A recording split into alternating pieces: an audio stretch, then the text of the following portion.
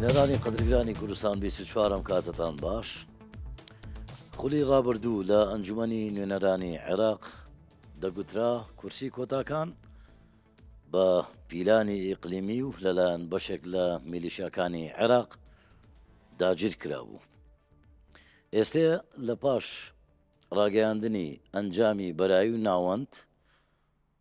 دەکرێت بپرسین ئاخۆ لە دوای ڕاگەیاندنی ئەم خولەی هەڵبژاردننی ئەنجومەنی نوێنەرانی عێراق کە خولی شەشەمە کورسی کۆتاکان گەیشتەوە دەستی نوێنەرە ڕاستەقینەکانیان. گەنگەشەی ئەم بابەتە لەگەڵ بەڕێز ئانۆجەوەر سکرتێری گشتی هاوپەیمانی مەسیحی هەروە بە ئامادەبوونی ژمارەیەک لە کوڕان و کچانی پێکهاتەی مەسیحی و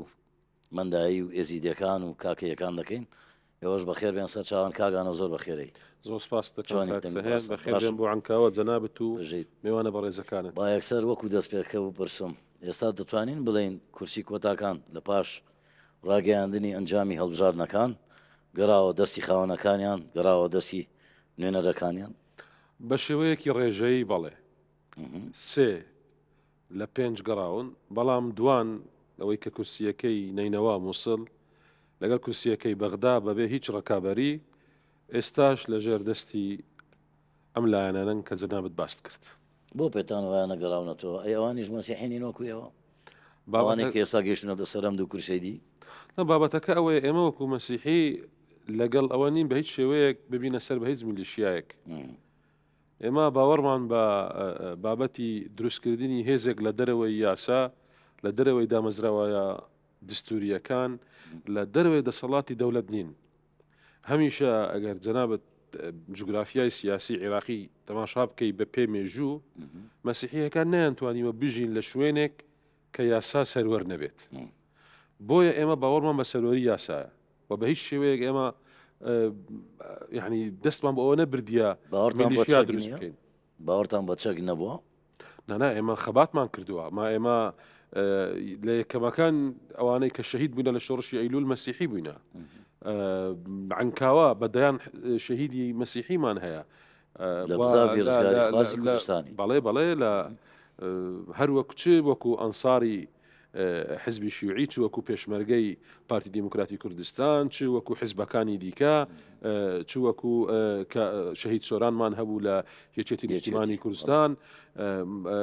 شەهید پێرس و شەهید سەمیرمان هەبوو لە بژوتنەوەی ئاشووری. ئێمە شەهیدمان داوە، باوەڕمان بەوە هەبووە کە ئێمە بجەنگین، خەباتمان هەوی دژی دیکتاتۆریەت و بە تایبەت بە سەدان پێشمەرگەمان بەسەرکردایەتی جەنابی مەلا مستەفا چەک بۆ میلیشیا هەڵگرن. ئێمە بە هیچ شێوەیەک لەگەڵ دروستکردنی میلیشیانین و ئەوانەی دەیانەوێت ناوی مەسیحیەت بەکاربینن وەکو میلیشیایەک، ئەوانە ئەجندایەکی دەرەیە و مەسیحیەکان بە هیچ شێوەیەک نابنە بەشێک لە بەهێزکردنی ئەم ئاگری فتنە، بەڕاستی ئاگرێکی زۆر مەترسیدارە و ئێمە بە هیچ شێوەیەک نابینە بەشێک لەم سراعە تائیفیە کە هەندێک لایەنی دەرەکی دەیانەوێت بەرپایکەن لە عێراق. بەڵێ لە سەروبەندیەوەی کە جەنابەت میوانی منی وا گەنگەشە دەکەین، دیارە پارتی دیموکراتی کوردستان بەیاننامەیەکی دەرکردووە تۆزێکتوندا، دەڵێ بە هیچ شێوەیەک قبولی ناکەین دەستکاری کورسەکان یان دەنگەکان بکرێت. چ لایەنێک هەیە کە بێوێت دەستکاری ئەنجامەکان بکات؟ تەنها ئەمە سپاسی پارتی دیموکراتی کوردستان دەکەین مەکتەبی سیاسی بۆ ئەم بەیاننامەیە، بەڵام تەنها مەکتەبی سیاسی پارتی و بەیاننامەیە دەرنەهێنایە، چەندی لایەنی مەسیحیش ئەو بەیاننامەیان دەرهێنایە و بە تایبەت ئێستا من پێش بێمەوە ستۆدیۆ لای جەنابەت بێمەوە هۆڵە سینۆدسی پیرۆزی کەنیسەی کلدانی کە لە بەغدا بەسترا ئەوڕۆ کۆبنەوەی کۆتایی بوو، دەرئەنجامی کۆتایی بەیاننامەی کۆتایی دەرچوو. سینۆدس کە مەترانەکانی کەنیسەی کلدانی کە گەورەترین کەنیسەیە سەرتاسەری عێراق و کوردستان ئەمڕۆ کۆ ببوون لە سەرتاسەری دنیا، لە ئەوروپا، لە ئەمریکا، لە ئوسترالیا، لە نیوزلندا، لە عێراق، لە کوردستان، لە وڵاتانی دراوسێ ئەمڕۆ کۆ ببوون کە دەرێن سینۆدس کەواتە کۆنگرەی پیرۆزی کەنیسە لە بەیاننامەی کۆتایی کە ئێستا دەرچوو شنە ئێستا ببتە خەبەر لە کوردستان 24 ئەمەیە کە گشت مەترانەکان بە سەرکردایەتی جەنابی پاتریارک غبتەی پاتریارک جەنابی پاتریارک لویس ساکۆ لە بەیاننامەیان باسییان لەوە کردیا کە ئەوان ڕێز دەگرن لە ئەنجامی هەڵبژاردننی عێراقی و داوا دەکەن بە هیچ شێوەیەک دەستێوەردان و گۆڕانکاری لێ نەکرێت. ساڵێک لەوە پێش ئەنجومەنی باڵای دادوەری لە عێراق دیارە بە بڕیارێک کورسی کۆتاکانی لە هەرێمی کوردستان کەم کردەوە وابوو ئەو کاتە ئێوە هەتا پێگاتەی تورکمانەکانیش لە هەرێمی کوردستان دژی وەستانەوە پێتان وانە هەمان ئاراستە و هەمان سیاسەتە بۆ ئەوەی ئێستا کە دەیانەوە دەستکاری ئەنجامەکان بکەن لە دژی پێکاتەکان. ئێمە ئەمە چەندین ساڵە زیاتر لە 10 ساڵە داوا دەکەین کە کۆتا تەنها مەسیحی دەنگ بدە بە مەسیحی بەخۆی کۆتا چییە؟ کۆتا سیستمێکە بۆ ئەوەی ئەم پێک هاتانەی کە ژمارەیان کەمە بەڵام ڕەسەنن لە وڵات نوێنرایەتیان هەبیت لە پەرلەمان لە موسسەی تشریعی. بۆیە ئێمە کە داوامان کرد کۆتامان هەبی داواشمان کردیە ئەم کۆتایە تەنها حەسر بکرێ تەنها مەسیحی دەنگ بدە بە مەسیحی و ئێمە تەنها کۆتا لە بۆ مەسیحی داوا ناکەین. ئێمە هەروها کۆتا لە بۆ هەموو پێکاتەکان داوا دەکەین کە کۆتایان هەبی بەڵام ئەم کۆتایە کۆتای نوێنەرایەتیەکی ڕاستەقی نەبیت یعنی مەسیحی دەنگ بدە بە مەسیحی ئەیزیدی دەنگ بدە بە ئەیزیدی تورکمان دەنگ بدە بە تورکمان. بۆیە ئێمە هەتاکو ئەم ڕۆژە نێ ئەم یاسایە هەموار بکرێتەوە و تەنها مەسیحی دەنگ بدە بە مەسیحی ئێمە لە خەباتی خۆمان ڕناوەستین و هەمیشە بەرز دەکەین بگەینە ئەو ڕۆژەی لەسەر ئەو بیرۆکەی کە جەنابەت ئێستا باست کرد هیچ لایەنێکەیە لە هەرێمی کوردستان پشتیوانتان بکە یا ئەوە تا هیچ لایەنێکەیە دژیشتان بێ لە هەرێمی پشتیوانی یەکەم بۆ مافی کریسیانەکان بەگشتی و پشتیوان بۆ بە تایبەت بۆ ئەم مافە یەکەمین و گەورەترین و بەهێزترین پشتیوان بۆ ئێمە ڕێزدار جەنابی سەرۆکە کاک مەسعود بارزانی. ئەی حەزبەکەی جەنابیان حزبەکەی جەنابیان کە جەنابی سەرۆک پشتگیری بکە پارتی دیموکراتیک پشتگیری لایەنی ژێ دژتانە هەر لە هەرێمی کوردستان لایەن هەیە لە عێراق لە عێراق ئەدی لە کوردستان قبولیان نەکرد کە ئەمە لە کوردستان ڕاستە خۆی یان لە پشت پەردەوەیە یعنی لە پێشتر لایەن هەبووە کە دەستی هەبووە لەوەی کە کورسیەکانی ئێمە لا ببرێ لە هەڵبژاردننی کوردستان بەڵام بە پشتیوانی جەنابی سەرۆک و بە پشتیوانی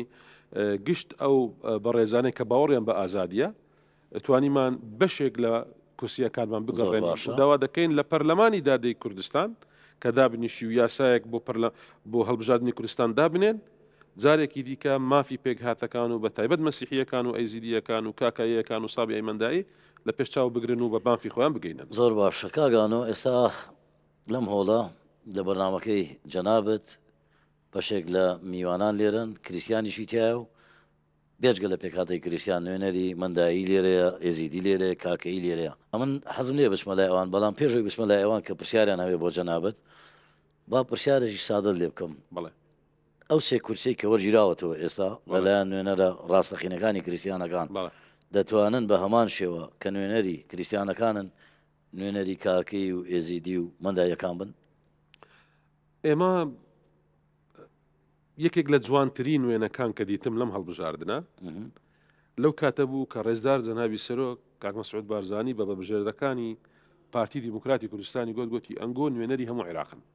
نوێنەری بەسڕەن عمارەن دیوانیە بەغدا مووسڵ ئەنگۆ تەنها نوێنەری هەولێر و دوهۆک و سلێمانی و هەڵەبجە و سۆران و گەرمیان و ڕاپەڕین نین ئێوە نوێنەری هەموو عێراقن. بۆیە بە دڵنیاییەوە ئەمن ئەو سێ کەسەی کە دایان ناسم بەڕێز کاک کەلدۆیە کەلدۆ ڕەمزی ئۆغەنە بەڕێز کاک سامیە سامی ئۆشانە بەڕێز کاک عیمادە عیماد یۆخەنە ئەم سێ بەڕێزە من دایان ناسم و لایەن حاڵیم لە مێژویان هەرێک و مێژوویەکی دوور و درێژی چی لە ژیانی سیاسی من دڵنیام نوێنەراتی هەموو عێراقیەکان و هەموو کوردستانیەکان و بە تایبەت پێکات. پێم خۆشە ئێوەی بەشداروان ئەگەر پرسیارتان هەیە لە بەڕێزان و جەوهەر کەرەمکەن. من سەرکار کاکەیمە سەرکار هەیە کاکەی لە پێکاتەی کاکەی سەرچاو من پرسیارەکەم لە جەنابی کاکانەوە هەیە ئایا ئەو کاندیدە سەرکەوتوانە لەم خوڵە دەتوانن نوێنەراتی کاکەی بکەن لە پەرلەمانی عێراق؟ تقریبان وەڵامەکە پرسیاری دووەم ئایا ئێمە وەکو کاکەی ئێمەش پێمان خۆشە یعنی نوێنەرمان هەبی لە پەرلەمانی بەغدا و لە پەرلەمانی کوردستان ئایا چیمان بۆ دەکەنەوە؟ دەست خۆش کاگانەوە بەدڵنیاییەوە ئێمە یعنی کاکەیەکان کوردی ڕەسەنن و ئاینێکی جا ئێستا ڕاست بەڵام کوردن کوردی ڕەسەنن و دەکرێت وەکو پێکاتەیەکی ئاینی بەڵێ نوێنەراتیان هەبی چێ لە پەرلەمانی کوردستان و چێ لە ئەنجومەی نوێنەرانی خۆ مەجلیسی نوابی عێراقی بەڵام من لەگەڵ ئەو پشگی لەوە دەکەم تەنها کاکەی دەنگ بدە بە کاکەی بەڵام ئەوە معنای ئەوە نییە کاکەی بۆی نییە دەنگ بدا بە لیستی گشتی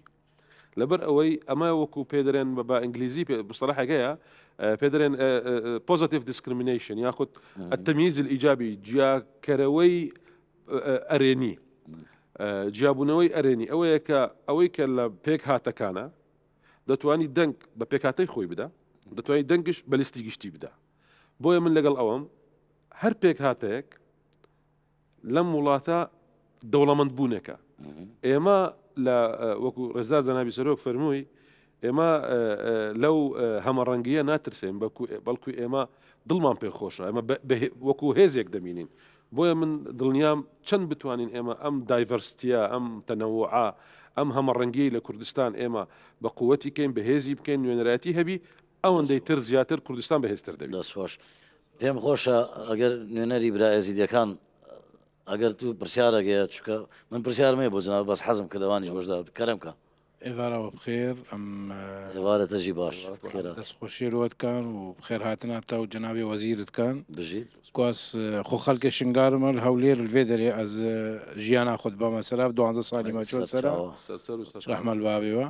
ئێمە مەدوی کومەثلەن نەبەس ینی کۆتا و حەزاب بۆێتە هەرێکی سەر کاوێ مەدوی هەرێکی نێڕی بە هەر کەسێکی قالك تأثير الحياة هاوي بو المال هاوي بو الملك هاوي بو مثل عراقي بتشافك باش كو الملته هميني رواية نكو مثلا سلام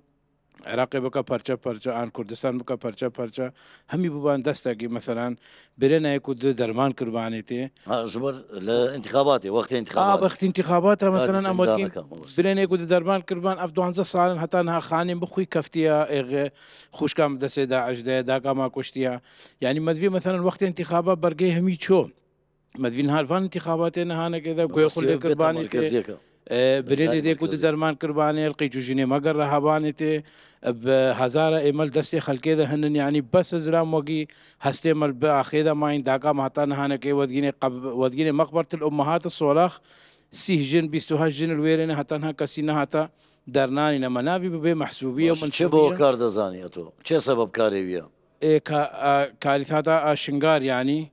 نا سبب كاري نقرانا وطان سبب هتان هانا كيف قراما مثلا امد بيجنا حكومة مركزي ايش مثلا ايش حكومات همي قوي تربو ميزانية الويدريبو دستوري الويدريبو قانون الويدريبو لازم همجكا حقي مداباما مثلا تعويضك دابا خاني من هاي كفتير سوكا شنغارا كافندا يعني كاس نكاري تشنب خاني خدا نكارب هاي نعاف هاي نا حياة جيانينا بس منطقة دي هيا حيل دي هيا أشوف ما شنغار بس نكار مالا خدا بجيم لأن تعويضات نينا ودراف نينا ويجي جوي خل ما نكر يعني براستي وام دس خوشير ود كان ورحمة البابي كوتا جي مثلا هكا تشيك وبتشافك الرحمة أو جي كرسي كافي ذاك المبقى حسب كرت كاغانو جوابي اوشد بذاته قال رحمة البابي ودستي ويخوش به وضعي وان نتا يعني نتعويزك نتا قرينا او قدي سبب كارك اتشيا براسي حكومتي الفدرالي نري اوكوتا انا تشام بودك امجاره ام خلا شر زوري دي حكومتي فدرالي براسي زور مقصره لقلب رائزيه كان يعني او هر شي بكري بو ايزيديه كان كما لبرو او يكرا برامبر بايزيديه كان انفالو كيميا بارانو وسيفو سورياو قشت او كشترغاني ببير اما هناوا يعني او بريني كلا انفال ببوتا استا برينكا صارج نبوه بريني ايزيديا كان دستي بكر ملتي كردستان قشت او ملتاني كلا كردستان دجين كامن للاي من هموما يكين يك من راسته هل يكون رنج يكين هل يكون باور هل يكون كردستاني بلا ما همومان يكين كردستاني همومان برندارين لبوشنغال وشنغال بشيك لجستي كردستان وببي دستور اما استا بشيك لعراق عراق دبي برولي خوي هستيتن ومن ضمن نيام قشت نيراني كردستان لا بغداد دبي شرب كان لسر اوي اتفاقيه شنغال ريكومناوي شنغال جيبكري وبراياني بريزي ايزيدي بگەڕێنەوە حاڵی خۆیان. سەر زەوی خۆیان سەر زیدی باب و باپیرانیان تعویز بکرێن و بتوانین ئێمە ئەم ئەیزیدیە بەڕێزانەی کە تا ئێستا لە دەست داعشن بتوانین ڕزگاریان بکەین هەتاکو بێنە کوردستانی خۆیان لە کردستانی خۆیان خزمەتیان بکەین. دەستخۆش ئانۆ جەوهر زۆر بۆ بەناوبانگە کە لە هەر دیدارێک یان چاو پێکەوتنێک کە دەردەچێت یان لە کۆڕ و کۆبنەوەیکی فەرمی بەردەوام باسی پێکەوە ژیان دەکەی باسی تابلۆیەکەی کوردستان دەکەی دڵشت پێی خۆش هەز دەکەم چکەوە دەستپێشی بەرنامەکەەوە بۆم باز دەکەی چ دەستێک هەیە بیێ ئەو تابلوێ تێکدا لە کوردستان هەیە؟ بەڵێ هەموو دژمنانی کوردستان یەکەمین شت کە بیانەوێ تێک بدەن ئەوەیە پێکەوە ژیانە لە کوردستان لەبەرەوەی پێکەوە ژیانی کوردستان قەڵغانێکە بۆ کوردستان. من پێش چەند هەفتەیەک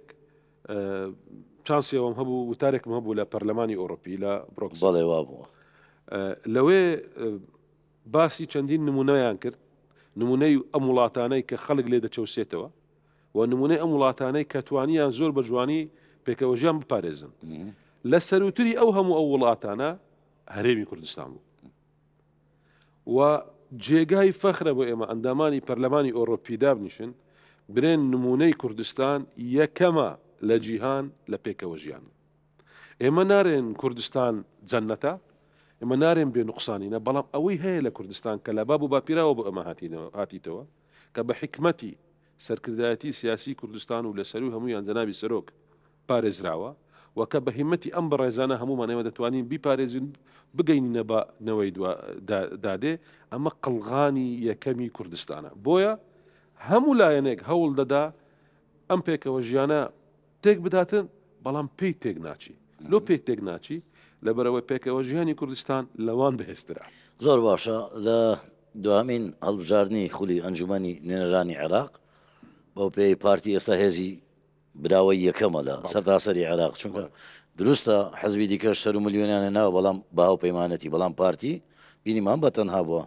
واتە حەزبی یەکەمی عێراق ئێستا لە سەراستی عێراق ئەو تابلوێ تۆ باسی دەکەی لە ناو پارتی هەبووە پێشتر یعنی ئێستا ئەو برا بەڕێزە کاکەیە ئەمە خۆ ئەوە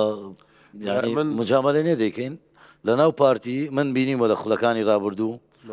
کاندیدی مەسیحیە بووە کاندیدی کاکەی هەبووە کاندیدی ئێزیدی هەبووە وانە برا ئێمە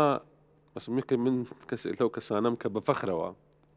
خۆم بە قوتابیەکی کاک فەلەک دادەنێن بەرەحمەتی فەلەکردین کاکەی کاکە فەلەک یەکێک لە کەسایەتیە گەورەکانی کوردستان بوو. ئێمەم چەند جارێک لە وەختی لە قوتابیان بووین بە خزمەتی شەهید فرانسۆ گەیشتینە کاک فرانسۆ مەسیحی بوو. ئەنج نمونەی یعنی زۆری دیکەمان هەیە بارزانەکە ناویدات شەهید محمود ئەیزیدی بە ئاشوورێ بارزانەکە ناویدات شێخ شامۆی ڕەحمەتی یعنی ئێمە نمونەی زۆر جوانمان هەیە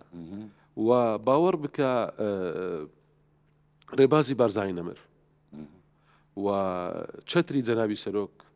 بارزانی شوێنی هەموو پێکهاتەکانی بەڕێزەوە لێ جێگیر بووتەوە بۆیە باوەڕ بکە پێش هەموو شتێک ئێمە ئەو چەترەیە کە کۆمان دەکاتەوە ئەم ڕێبازەیە کە ئێمە هەمومان تێدا خەبات دەکەین و باب و باپیرانمان تێدا خەبات کردووە و ئێمەش لای خەبات دەکەین و بە ئەمانەتەوە دەدەینە نەوەکانی دادێن. زۆر باشە بۆیە من لەو باوەڕدایمە ئەو چەترە یەکێکە لە گرنگترین برێن بنەماکانی پاراستنی پێکەوە ژیان خۆتان بە پارێزرا و دەزان وەکو مەسیحیەکان لە ژێرە و چەترا بەدڵنیایی ئێستا جەناب سکرتێری هاوپەیمانی مەسیحیەکان بەدڵنیاییەوە باوەڕ بکە ئێمە هەر کاتێک بزانین هەر تەعەدایەک هەیە لە کریستیانەکان خوانەکە پێش هەمویان ئێمە قسان دەکەین بەڵام لە هەمان کاتیشدا ئێمە بەرگری دەکەین لە کوردستان لەبەرە کوردستان نیشتیمانی خۆمانە بەرگری دەکەین لە عێراق لەبەرەوە عێراقش نیشتیمانی خۆمانە و ڕێگە نادەین بەوەی کە هەندێک کەس کە بەکرێ گیراون یاخود جاشی هەندێک ئەجندای ئیقلیمی و نێودەوڵەتینە بێن بە ناوی ئێمە بە ناوی پێکهاتەکان بیانەوێ ئەم پێکەوە ژیانەی لە کوردستان تێک بدەن. ئێمە نارێن جارشتی کە ئێمە نارێن لێرە جەنەتە کێشەی خۆمان هەیە بەڵام کێشەی خۆمان بە خۆمان چارەسەر دەکەین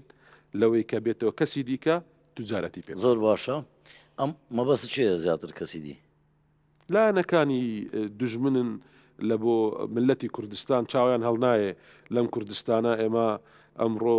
کار ئەبای 24 ساعتمان هەیە، ئاوی خاوێنمان هەیە، گەنجەکانمان کار دەکەن، حکوومەتمان بەرەو دیجیتالی دەروە. باشە بە وزارەتی خۆم باسکەم هەرزانترین و خێراترین ئەنتەرنێتمان هەیە لە وڵاتانی دراوسی و لە شارەکانی دیکەی عێراق کە چاویان هەڵنایە بۆ ئەو هەڵبژارنەوە تێپەڕی کۆمەڵێک تێبینی و سەرنج و بەدایبەتی جەنابی سەرۆک لە ختابەکانی زۆرجار باسی گۆڕینی ئەو یاسایی دەکرد کە زەرەری زۆر بە کوردستان گەیاندووە، حتمما زەرەری بە کۆتاکانیش گەیاندووە، بەڵام پرسیارەکە ئەوەیە ئیدی ئێوە چ دەکەن بۆ هەڵبژارنەکانی داهات و بۆی کورسەکانی دیکەی کۆتاش فعلەن بگەڕێتەوە بۆ نوێنەرە ڕاستەقینەکانی خۆیان. پێشەمە شتێک دەبی ئەو قانونە بگۆدرێ، دەبی ئەم قانونە ئەم یاسایە بگۆدرێ هەموار بکرێتەوە مەسیحی دەنگ بدەن بە مەسیحی بەڵێ دەبی بگۆدرێ. یعنی ئێمە لە بەندە لە کۆنگرس ئەم باسم کرد وتارم هەم بەندە لە پەرلەمانی ئۆڕۆپی وتارم هەبوو ئەم باسم کرد و دەشی کەین کار دەکەین لە دەرەوە کار دەکەین لە بەغدا ناومان ناردیە لە بۆ جەنابی سەرۆکوەزیرانی فیدرال، لە بۆ سەرۆکی کۆمار، لە بۆ محکەمەی ئیتیحادی، لە بۆ کۆمیسیۆنی باڵای سەربەخۆی هەڵبژاردن، لە بۆ هەیئەی حقوقی ئینسان. خۆمان دەکەین ئێمە کە بتوانین ئێمە ئەو سێ کاندیدەی دەرچوون لەگەڵ ئەوان کە ئەوان کار بکەن پرۆژەیەکی یاسادا بنێن بۆ ئەوەی ئەم یاسا بگۆدرێت تەنها دەنگدان بە مەسیحیەکان حەسر بکرێتەوە. بە کورتی جوابنەوە وەکو کریسیانەکان دەتوانن لۆبیەکی باش لە دەرەوە دروستکەن بۆ ئەو پرسا لۆبیمان لە دەرەوە دروست کردیە و بە پشتگیری هەواڵانمان لە وڵات لە کوردستان و لە عێراق لۆبیەکی بە قووەتیش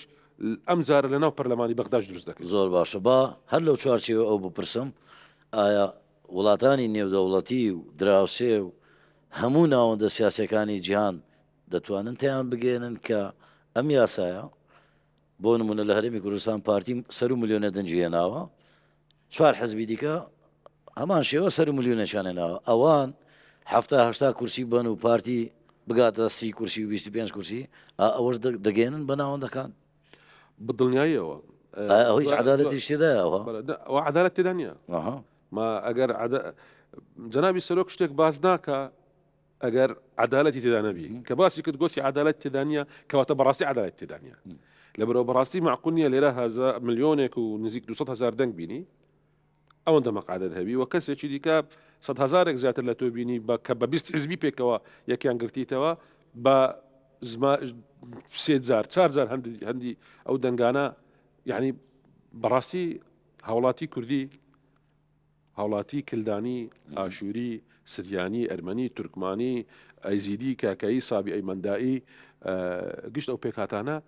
دەنگیان کەمتر نییە لە هیچ هەوڵاتەیەکی دیکە لە باشوور و لە ناوەندی عێراق.